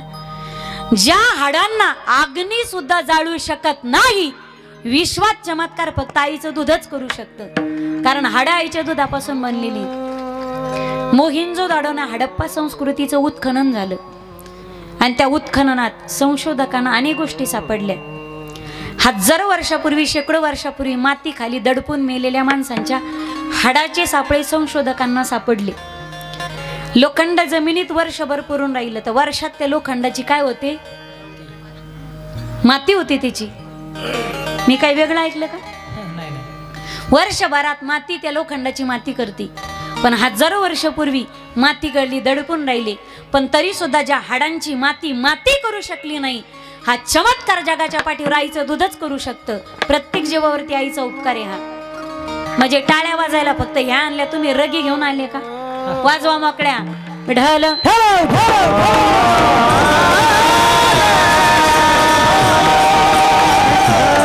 आणि शेवटचा आणि पाचवा उपकार, या विश्वात तो उपकार कोणीच करू शकणार नाही. आईनं लेकरासाठी अशा गोष्टीचं समर्पण आणि दान केलं की ज्या गोष्टीचा उपकार आपण कधीच फेडू शकत नाही. श्रीमंत असेल वा गरीब असेल, दोघांसाठी गरजेची असते. मला असं वाटतं श्रीमंतापेक्षा गरीबाकडे जास्त महत्त्वाची असते. कारण श्रीमंताची गेली तर ती झाकवण्यासाठी त्याच्याकडे पैसा असतो, पण गरीबाकडे इज्जतीशिवाय दुसरी कोणती श्रीमंती असते? आपल्याकडे म्हणतात, बून से गई सो होत से नाही आती. 50 माणसामध्ये तान्या लेकराची माय बसलेली असेल, मांडीवरचं तिचं लेकरू जर रडत असेल, 50 माणसामध्ये लेकराची माई बसलेली, त्यावी ती लेकराची आई 50 माणसाचा स्वतःच्या इज्जतीचा विचार करत नाही, तर त्यावी ती मांडीवरच्या लेकराचा आणि त्याच्या भुकेचा विचार करते. दादांनो, आतापर्यंत त्या आईने जन्मदात्या बापापुढे उघडी केली नाही कधी इज्जत. आतापर्यंत तिने रक्ताच्या भावासमोर उघडी केली नाही. आतापर्यंत त्या बाईने स्वतःच्या नवऱ्यासमोर धर्मबाह्य शास्त्रबाह्य जाऊ उघडी केली नाही. पण 50 माणसामध्ये जर तान्या लेकराची माय बसलेली असेल आणि मांडीवरचं तिचं लेकरू तानं जर रडत असेल, तर त्यावेळी ती लेकराची आई 50 लोकांचा स्वतःच्या इज्जतीचा विचार करत नाही. रडणाऱ्या लेकराच्या अंगावरती मायेचं पांघरून घालते, त्याला छातीला लावते आणि 2 दुधाच्या धारा त्याच्या तोंडात जाऊ देते. लेकराची भूक शमवते. जिनं 50 माणसामध्ये मांडीवरच्या लेकरासाठी स्वतःच्या आबरूचं सुद्धा दान केलं, या विश्वाच्या पाठीवरती हा आईचा न फिटणारा उपकार आहे. ढल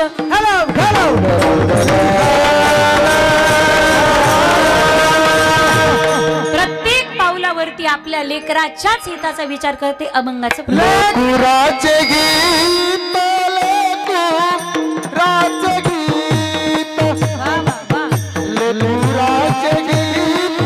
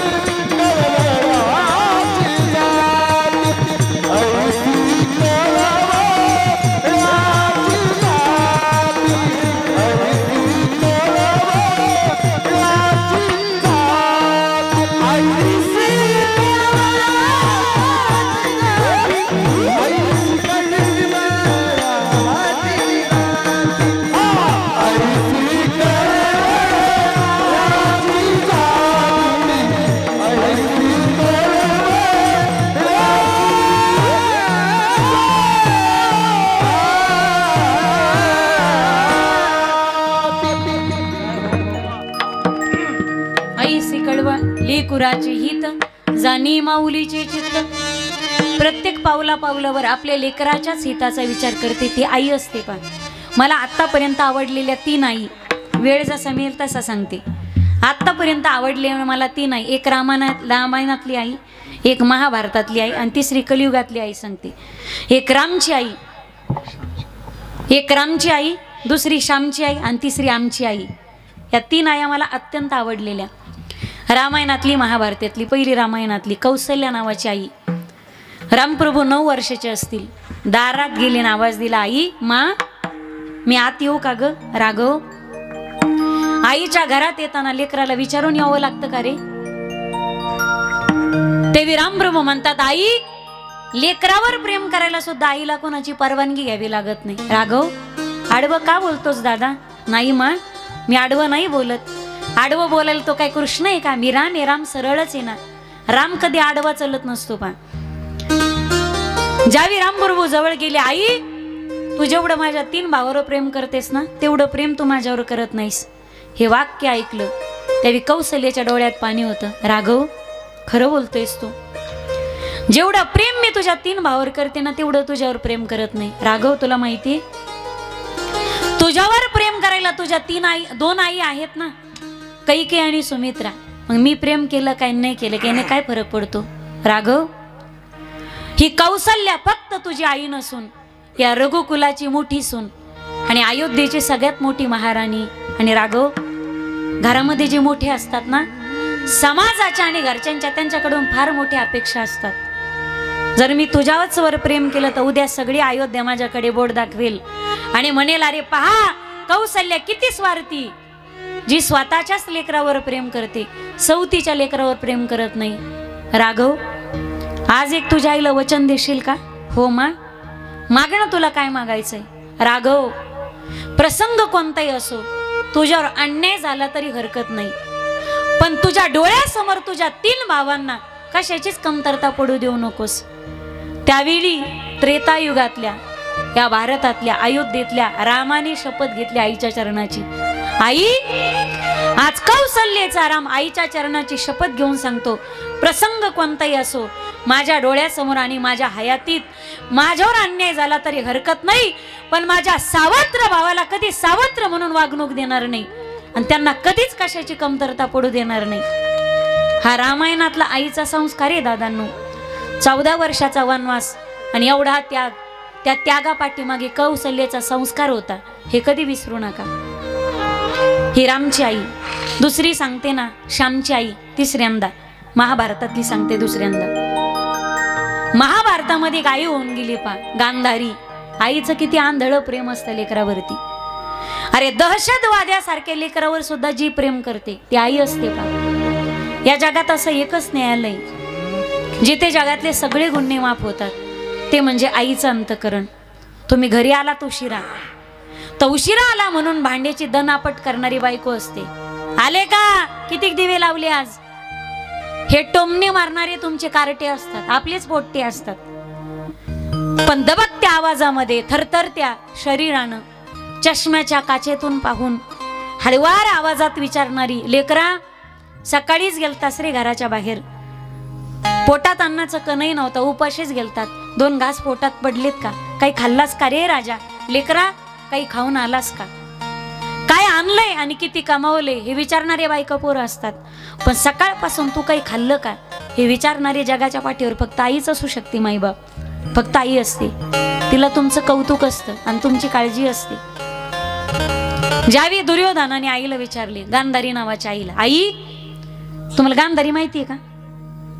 तुम्ही भारतातलेच आहेत ना? महाभारत माहिती ना तुम्हाला? मग घराघरात होता तो भाग वेगळा असेल. महाभारत माहिती ना तुम्हाला? माहिती का नाही? आहे ना? असं बोलत जा की जरा दानक्यात. मला वाटलं मुके गिकी आहेत का काय तुम्ही. गांधारी नावाच्या आईला दुर्योधनाने विचारलं, आई मला वज्रदेवी व्हायचंय, काय करू मी? सांगितलं तिने धर्मराज दादाला जाऊन विचार, युधिष्ठिराला. दादाकडे गेला, दादा मला वज्रदेवी व्हायचं रे, काय करू मी? त्यावेळी धर्मराजाने सांगितलं, तुझी आई माता, तुझी माय पतिव्रत आहे, लग्नाच्या मंडपात थाप द्या, मी झोपायचे. लग्नाच्या मंडपामध्ये ज्या माऊलीला कळालं नवरा आंधळा आहे, त्या क्षणाला तिनं डोळ्याला पट्टी बांधली. नवऱ्याला जग दिसत नसेल डोळ्याने तर मला काय जाळायचं काय जग, मला काय करायचं हे जगाला पाहून. अरे 100 लेकरं झाले पण त्या लेकराचं तोंड पाहिलं जिने डोळ्याची पट्टी काढली नाही. किती पतिव्रता माऊली असेल पाहती. डोळ्याला पट्टी बांधली गांधारीने, जिनं लग्नाच्या मंडपात बांधली. आणि तिच्या डोळ्यात सामर्थ्य, तिच्या डोळ्यात साधना निर्माण झाली, शक्ती निर्माण झाली, तेज निर्माण झालं. आणि त्या तेजस्वी डोळ्यांनी जर तिनं पट्टी सोडून तुला नखशिकांतने हाळलं तुझ्या आईने, तर तू वज्रदेव होशील. आईकडे गेला. आई, दानवानं सांगितलंय वज्रदेव होण्याचा पर्याय, पण आई त्याच्यासाठी तुला तुझ्या डोळ्याची पट्टी सोडावी लागेल. त्यावेळी महाभारतातली गांधारी नावाची आई दुर्योधनासारख्या पाप्याला काय म्हणते माहिती? दुर्योधना, राजा, लेकरा, तू म्हणत असशील तर तुझ्या हितासाठी, तुझ्या भल्यासाठी ही आई आगीत उभं राहायला तयार आहे. याला म्हणतात आई. तुझ्यासाठी मी आगीत उभी राहील. अंगावरती एकही नाही वस्त्र असाय, नग्न अवस्थेमध्ये आईच्या भेटीसाठी निघाला. नग्न अवस्थेत एकही वस्त्र अंगावर नव्हतं. पण पांडवावरचं संकट जगाच्या मालकाला पडलं. हा जर वज्रदेही झाला तर भीमाच्या हाताने हा मारणार नाही, भीमाची प्रतिज्ञा पूर्ण होणार नाही. आणि याचं रक्त लागल्याशिवाय द्रौपदी स्वतःचे केस बांधणार नाही, ती मोकळीच ठेवी. केवढं मोठं संकट होतं. जगाच्या मालकाला चिंता पडली आणि परमात्म्याने एका माळ्याचं रूप धारण केलं. फुलाची माळ हातात घेतली, फुलाचं वस्त्र तयार केलं आणि दुर्योधनाची वेळ घेतली. माळ्याचा वेश घेतला, माळ्याचं रूप घेतलं. म्हणे दुर्योधना, अरे असा उघडा नागडा नागा आखाड्यातला साधू इकडे कुणीकडे आला का? रॉंग नंबर लागला का काय त्याचा? म्हणे नाही, बाईला भेटायला चाललो मी. म्हणे असा उघडा भप होऊन चाललास तू, अंगावर वस्त्र नाही? म्हणे आईच्या भेटीसाठी चालू, वज्रदेव होण्यासाठी. त्यावेळी हा माळी काय म्हटला माहिती? परमात्मा होता ना तो माळ्याच्या वेशातला. दुर्योधना, तू अंगापिंडाने वाढला रे, पण तो बुद्धीचा काही विकासच झाला नाही. लहानपणी ठीक होतं, पण आता एवढा मोठा ठोळमा झालास तू. नाही जानाची निदान मनाची तरी राखायची होतीस. अरे आई जरी म्हणली उघडा होऊ नये, नग्न अवस्थेत आहे, पण तू निदान तुला स्वतःची अक्कल आहे ना. अरे निदान गुप्तांग तुझं मांडी जवळचा भाग झाकेल एवढं तरी वस्त्र लाव. फुलाचं वस्त्र दिलं, त्याने कमरे भोवती गुंडाळलं, गेला आईच्या भेटीला. आईने पट्टी सोडली. वकील साहेब नखशिकांतने हाळलं. ज्या माऊलीने लग्नात पट्टी बांधली होती, पण या पापी मुलासाठी सोडली. कोणत्या पापी? ज्याच्यामुळे कौरव कुळाला कलंक लागला, ज्याच्यामुळे 99 मुलं मारली गेली, भर दरबारात ज्याने सोन्याच्या पदराला हात घातला, त्या मूर्ख मुलासाठी गांधारी सारख्या पतिव्रता आईने डोळ्याची पट्टी सोडली, नखशिकांत त्याला निहाळलं. आणि गांधारीने पट्टी बांधत असताना दुर्योधनाला प्रश्न केला, दुर्योधना, मला भेटायला येत असताना तुला कोणी फुकटचा सल्ला द्यायला भेटला होता का? कोण भेटला होता तुला? आई, वज्रदेही नाही झालो मी. डोक्याला हात लावला त्याने. आई, मी वज्रदेही नाही झालो का ग? बाळा, तू सर्वांगाने वज्रदेही झालास, पण मांडी जवळचा भाग तुझा कोमल राहिला. ज्या भागावरती माझी नजर पडली नाही तो भाग मात्र तुझा कोमल राहील. लक्षात घे दुर्योधना, युद्ध क्षेत्रामध्ये मांडी जवळ गदा लागू देऊ नकोस, मांडी जवळ शस्त्र लागू देऊ नकोस. एवढं एकच वाक्य त्या दाराच्या बाहेर असलेल्या जगाच्या मालकाने ऐकलं. कृष्ण परमात्म्यासारखा राजकारणी जगाच्या पाठीवर झाला नाही आणि होणारही नाही. आपलं राजकारण भावकीनाशीत, आपलं राजकारण गावकी तोडीत, आपलं राजकारण अख्ख्या गावात महाभारतन धिगाणा करीत. ज्याला राजकारण चांगलं करायचं त्याने कृष्ण नीतीचा अभ्यास करायचा. कृष्ण परमात्म्यासारखं राजकारण कोणालाच जमलं नाही. एका बाजूला 5 पांडव होते, एका बाजूला 100 कौरव होते, पण 5पैकी एकही पडू दिला नाही आणि 100पैकी एकही निवडून येऊ दिला नाही. याला म्हणायचं राजकारण. विढल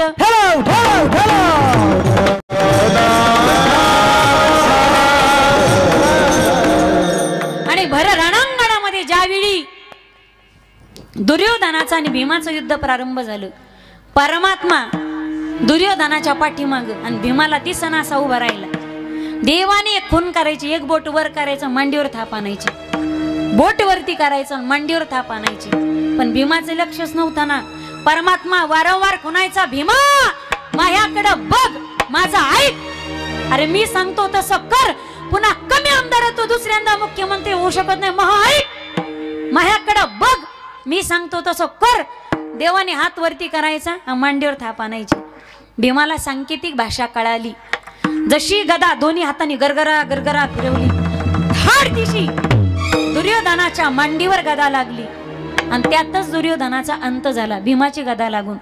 मला सांगायचा मुद्दा आहे, दुर्योधनासारखा पापी मेला पाहिजे. शेवटपर्यंत प्रयत्न कृष्ण परमात्म्याचा आहे, पण दुर्योधनासारखा पापी मुलगा असताना वाचला पाहिजे. शेवटपर्यंत माता गांधारीचा प्रयत्न होता, यालाही म्हणतात विढल.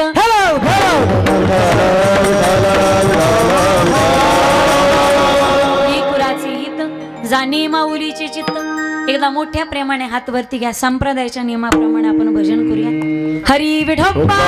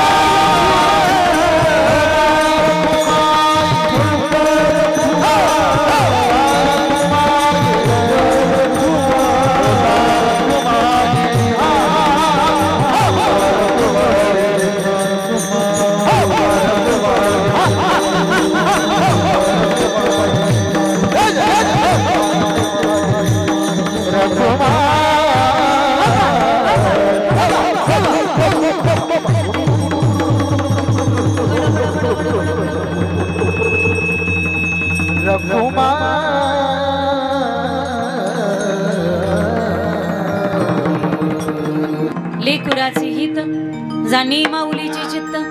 एका चरणाचा अर्थ तुमच्या समोर ठेवलाय, 3 चरणाचा अर्थ सरळ सरळ सांगते. ऐसी कळवळ्याची जाती करीला भाविन प्रीती.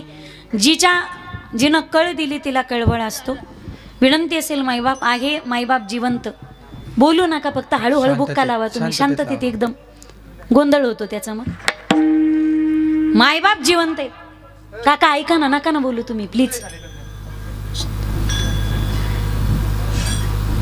मायबाप जिवंत आहे तोपर्यंत दिलेली चटणी भाकर त्यांना समर्पित होते.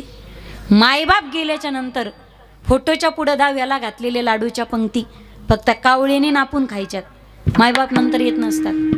फार चव फाळे टांगान काजू बदाम खाऊ घाला हे मी तुम्हाला सांगणार नाही. तुम्हाला इमोशनल ब्लॅकमेल करायचा माझा अजिबात हेतू नाही.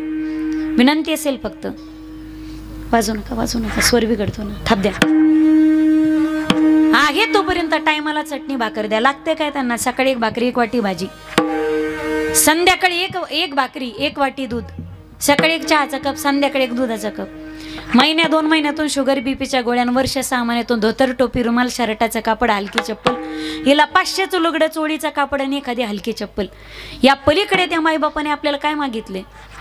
बायकोला संक्रांतीला 5,000ची साडी घ्या, पण 5,000ची आणली तरी बायकोला 100% आवडन अशी बायको जगाच्या पाठीवर अजून जन्माला यायची.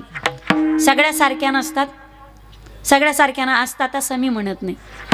कदाचित 5,000च्या साडीमध्ये बायको 500 चुका काढीती, पण 500च्या लुगड्यामध्ये जिला अजून एकही उणीव भासली नाही. जिनं 15 जणीला सांगितलं पोरानं घेतली, पोरानं घेतली, पोरानं घेतली, हे कौतुकाचे जिचे शब्द असतात, विश्वाच्या पाठीवरती फक्त आपली आईच असू शकते. पोरांना दिवाळीला 15,000चे कपडे घ्या, किती भारीतले घेतले तर कदाचित पोरं नाव ठेवतील एखाद्या वेळेस. त्या पोरांच्या सोबत बापाचं 700-800 मध्ये एखादं धोतराचं पानं शर्ट शिवून आणायला विसरू नका. म्हाताऱ्याला चालता येत नाही हो, सकाळीच आंघोळ करतात. मारुतीच्या मंदिरात जाईपर्यंत काठीला धरून 4 ठिकाणी उठत बसत जातात दम लागतो म्हणून, आणि गेल्यानंतर 15-20 जणाला सांगतील रामभाऊ शामभाऊ पोरानं घेतलंय बरं का, पोरानं घेतलंय बरं का, पोरानं घेतलंय बरं का. अख्ख्या गावात कोणाचं पोरग नाही जन्माला आलं, पण अख्ख्या भावकीत पठ्ठ्याचंच पोरग निवडून आलं. हिरा मरावून अशा पोराच्या पोटी जन्म घ्यावा. हे कौतुकाचे ज्याचे शब्द असतात त्याला बाप नावाचं अस्तित्व म्हणतात. जगात आपल्याला कोणालाच घाबरायची गरज नाही. एक पापाला घाबरा, दुसरं बापाला घाबरा.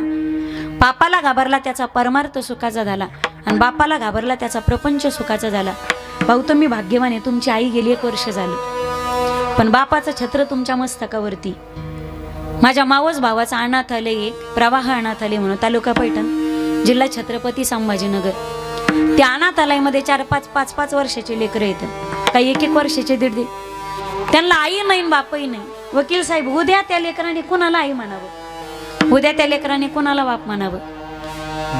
बाप तर अशीच आदर असतो ना आयुष्यातली, असेपर्यंत त्या उभीमध्ये माणूस इतका उबदार असतो, पण गेल्याच्या नंतर त्या चादरीतून माणूस इतका पोरका होतो ना. इथं बसलेले बरेच बापाचा फोन आला की इग्नोर करतात. बरेच जण बापाचा फोन आले की आला म्हाताऱ्याचा फोन. बापाला म्हातारं म्हणणारे 25 जण कीर्तनात बसलेले, घेऊ का तुमचे नाव? आता कशाला बोलायला लावताय मला तुम्ही? बापाचा फोन येत असेल तर कधी इग्नोर करू नका. 1 मिनिट बोलून बापाचा फोन कट करत जा. तुम्ही का घरी येत नाहीत या अनेक चिंताने त्याच्या डोक्यात किती काहूर असतं. बाप झाल्याशिवाय कळत नाही. अरे तुम्हाला बाप आहे म्हणून फोन करतो, बापाचा फोन घेत जा. भाग्यवानीत राजे हो तुम्ही, तुम्हाला बाप आहे फोन करायला, तुम्हाला बाप आहे म्हणून फोन करतो. माझ्यासारखे हजारो दुर्दैवी आम्ही दररोज त्या फोनची वाट पाहतो, पण आम्हाला तो फोन कधीच येऊ शकत नाही. कधी कधी पश्चाताप होतो. जगाच्या फोटोनी गॅलरी भरलेली असते, पण बापासोबत 1 सेल्फी काढायचा राहून जातो रे दादांनो, 1 सेल्फी काढायचा राहून जातो.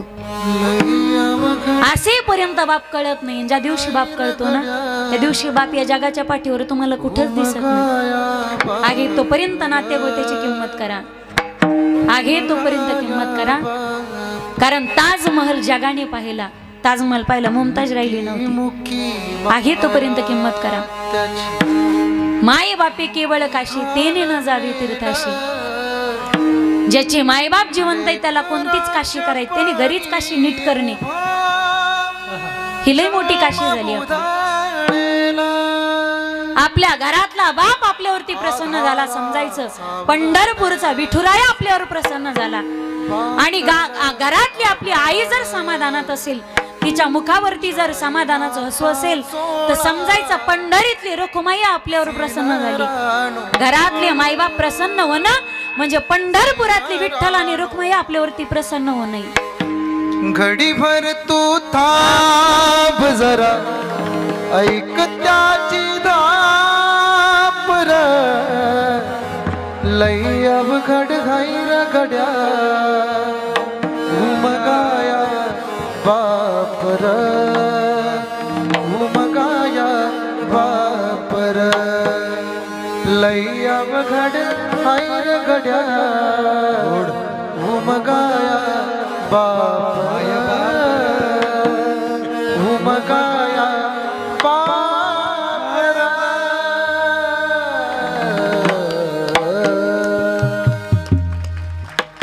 झिजू झिजू संसाराचा गाडा हातला वटामधी हसू जरी कना वाकला घडीभर तू थांब जरा ऐक त्याची हाकर लई अवघड उमगाया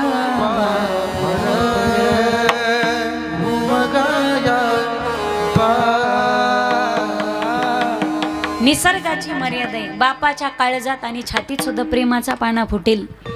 जेवढी आई महत्वाची असते तेवढा बापही महत्वाचा असतो.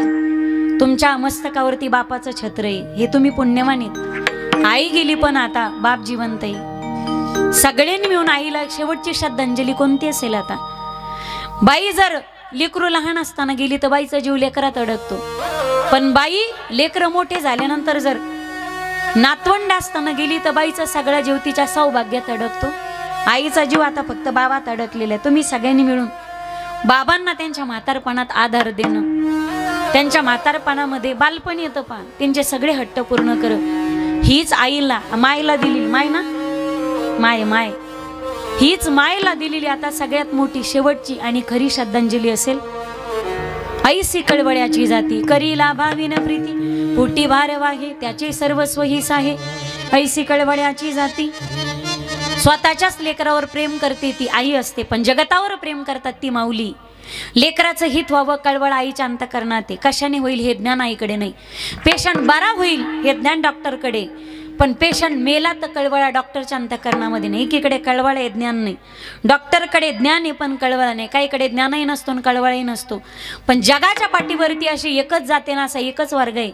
जगाच्या हिताचा कळवळही ज्यांच्या अंतःकरणात आहे, हित कशाने होईल हे ज्ञानही ज्यांच्याकडे, सगळ्या जगताच्या उद्धाराचं ओझ ज्यांच्या खांद्यावरती. भैरवी अभंगाचं शेवटचं चरण. कामने वादे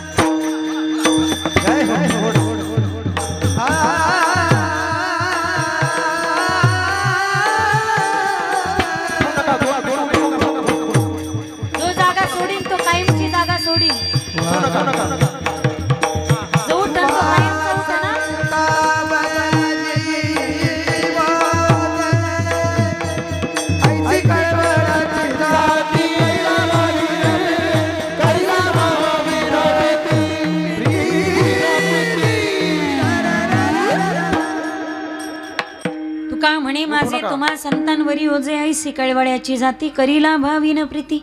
झालेली खरी कीर्तन सेवा कालकथित सौभाग्यवती अखंड चुडे मंडित हिरकणबाई सुधाकररावजी जाधव माय यांच्या चरणारविंदी सर्वांच्या वतीनं वाकपुष्पांजली भावपुष्पांजली भावसोमनांजली म्हणून समर्पित करून भगवंताकडे प्रार्थना. त्यांनी आईसाहेबांना परमात्म्याने उत्तम सद्गतीन त्यांच्या चरणाशी स्थान प्राप्त करून द्यावं.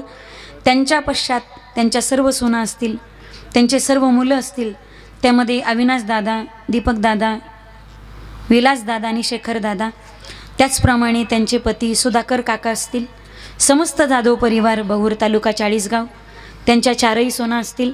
या सर्वांना त्या दुःखातून सावरणीची ताकद परमात्मा श्री हरी प्राप्त करून देवत. झालेली सेवा हरिचरणी समर्पित. हरीला पूर्णविराम. जय श्रीराम. ज्ञानेश्वर